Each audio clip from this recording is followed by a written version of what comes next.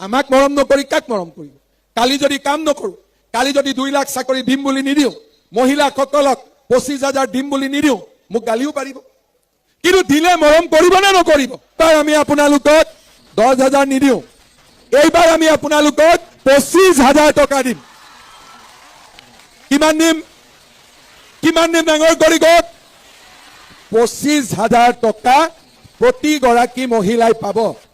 আৰু ভগৱানে যদি মোক শক্তি দিয়ে, এইবাৰ কৈছিলো 10,000 দিম, দিলো 19,000, এইবাৰো কৈছো 25,000 দিম।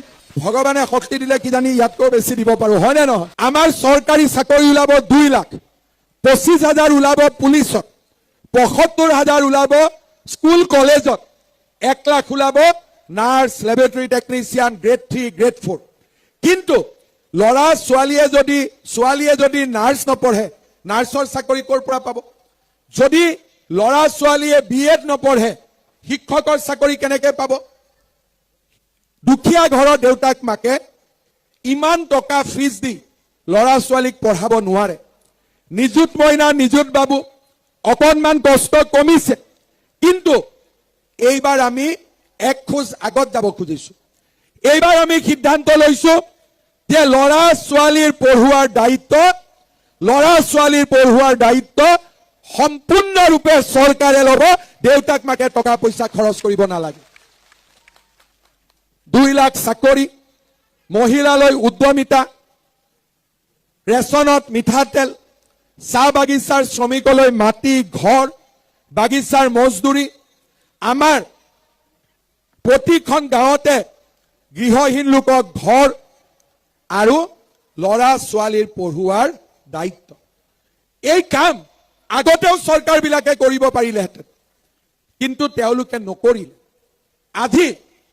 আজি তেওঁলোকক আমি ক'ব খুজিছো যে নহয়, ৰাইজৰ কাৰণে যদি আমি কাম কৰো, ৰাইজে আমাক আশীৰ্বাদ দিয়ে, ৰাইজে আমাক মৰম কৰে।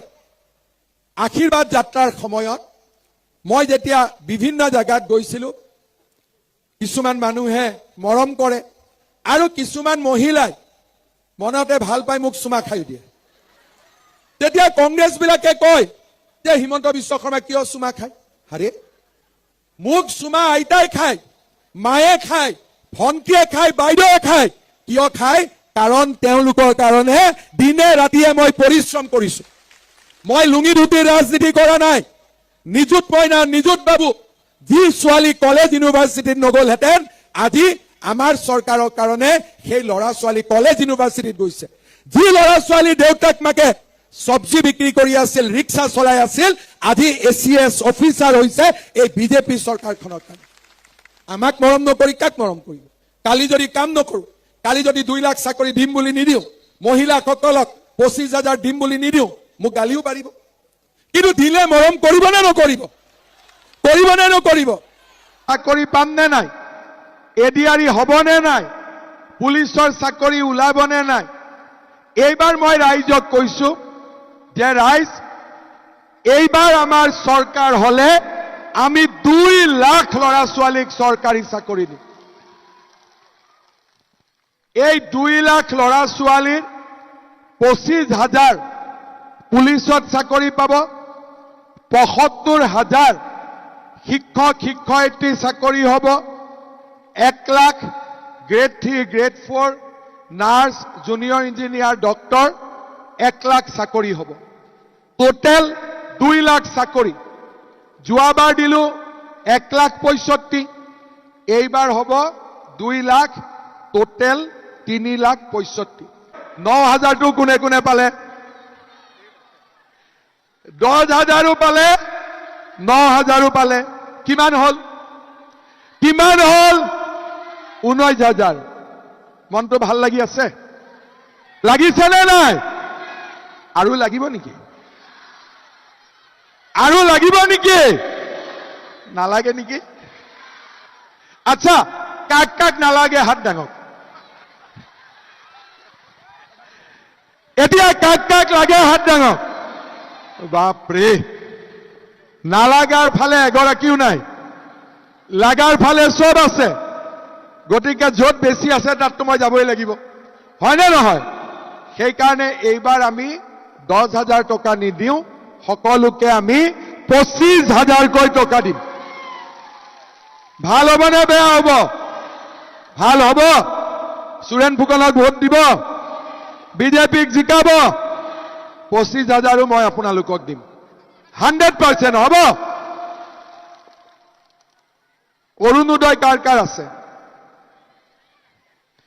কোনে কোনে অৰুণোদয় পোৱা নাই মোক হাত দাঙক এইবাৰ। নোপোৱা কেইগৰাকী অলপ দাঙি থাকিব। 500 গৰাকীও নাই।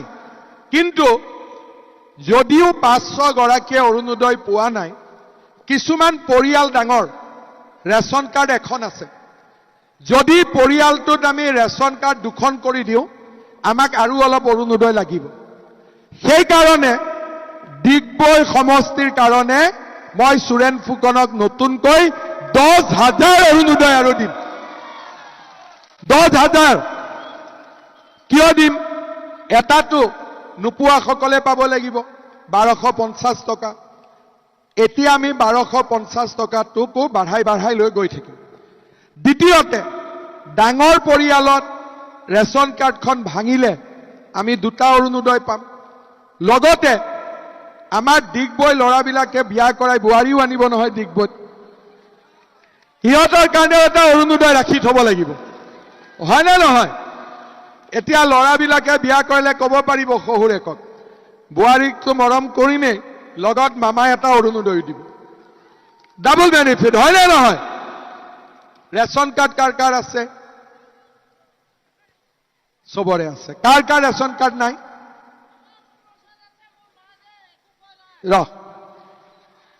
ৰেচন কাৰ্ড কাৰ কাৰ নাই? 50-100 ঘৰ 1000 ৰেচন কাৰ্ড দিলে চবেই পাই যাব। ৰেচন কাৰ্ডত চাউলটো পায়নে নাপায়? পায়নে? দালি পায়, নিমখ পায়, চেনি পায়। দালিটো ভালনে বেয়া? ভাল, কমপ্লেইনটো নাই। চাউল পালো, দালি পালো, নিমখ পালো, চেনি পালো। আৰু কিবা লাগিব নেকি? আৰু কিবা লাগিব নেকি? মিঠাতেল লাগিব। চবকে মিঠাতেল লাগিব। আধা লিটাৰ দিলে হ'ব? আধা লিটাৰ দিলে নহ'ব, পুৰা 1 লিটাৰ লাগিব। ঠিক আছে, দিবতো লাগিব, চবেই খুজিছে যদি, হয়নে নহয়? এগৰাকী আইতাই মোক ক'লে যে মামা, দালিটো পাই আছো, নিমখ পাই আছো, চেনি পাই আছো, চাউল পাই আছো, তই তেল দিবি বুলি কৈছ যেতিয়াও তই দিবি, লগতে চাহপাতটো দি নিদিয় কিয়? মই বোলো এইটোতো বহুত পইচা লাগিব। ঠিক আছে আইতা, চৰকাৰখন ভাল কৰি চলক, প্ৰথমতে তেলটো দি লওঁ, তাৰ পিছত আৰু যি পাৰো বঢ়াই লৈ গৈ থাকিম। তাৰ মানে আপোনালোকে চাওক, ল'ৰা ছোৱালীয়ে চাকৰি পাইছে, মহিলাই উদ্যমিতা পাইছে, অৰুণোদয় পাইছে, আৰু আমি ৰেচন কাৰ্ডত চাউল, চেনি, তেল, নিমখ আমি পাব গৈ আছো। এই সুবিধাবোৰ কংগ্ৰেছৰ দিনতো দিব পাৰিলেহেঁতেন। চৰকাৰটো একেখনে, চকীখনহে বেলেগ। আগতে বেলেগ এজন বহিছিল, এতিয়া বেলেগ এজন বহিছে। কংগ্ৰেছে ইচ্ছা কৰিলে 300 টকা হলেও অৰুণোদয় দিব পাৰিলেহেঁতেন। 10,000 টকা নহয়, অন্তত 1,000 টকাও দিব পাৰিলেহেঁতেন। কিন্তু কংগ্ৰেছে ভাবে যে অসমীয়া মানুহক খুটা কম্বল দিলেই হৈ যাব, বেলেগ দিব নালাগে। আৰু সেইকাৰণেই আজি অসমৰ মানুহে কংগ্ৰেছক বেয়া পাইছে। যে বিজেপিৰ দিনত যদি আমি এই সুবিধাখিনি পাব পাৰো, কংগ্ৰেছৰ দিনত কিয় নাপালো? তাৰ মানে কংগ্ৰেছে আমাৰ কাৰণে কাম কৰিব নোখোজে, আমি কংগ্ৰেছক ভোট নিদিওঁ। আকৌ এবাৰ বিজেপি চৰকাৰ, আকৌ এবাৰ মোদী চৰকাৰ। আৰু আজি মই দেখিছো অসমৰ চুকে কোণে ৰাইজে বিজেপিৰ চৰকাৰ বিচাৰিছে। শ্ৰদ্ধাৰ ৰাইজ, 2 লাখ চাকৰি হ'ব, কিন্তু চাকৰি পাবৰ কাৰণে ল'ৰা ছোৱালীয়ে পঢ়িব লাগিব। শিক্ষক হ'বৰ কাৰণে BEd পাছ কৰিব লাগিব, নাৰ্ছ হ'বৰ কাৰণে নাৰ্ছ পাছ কৰিব লাগিব। সকলো দুখীয়া মানুহে ল'ৰা ছোৱালীক পঢ়াব নোৱাৰে। কাৰণ আজি যদি আমি ডিগবৈতে নাৰ্ছিং পঢ়াওঁ কিমান ফিজ দিব লাগিব, ডিব্ৰুগড় ইউনিভাৰ্চিটিত পঠালে কিমান টকা দিব লাগিব। সেইকাৰণে যোৱাবাৰ আমি নিযুত মইনা আৰু নিযুত বাবু আঁচনি আনিছিলোঁ।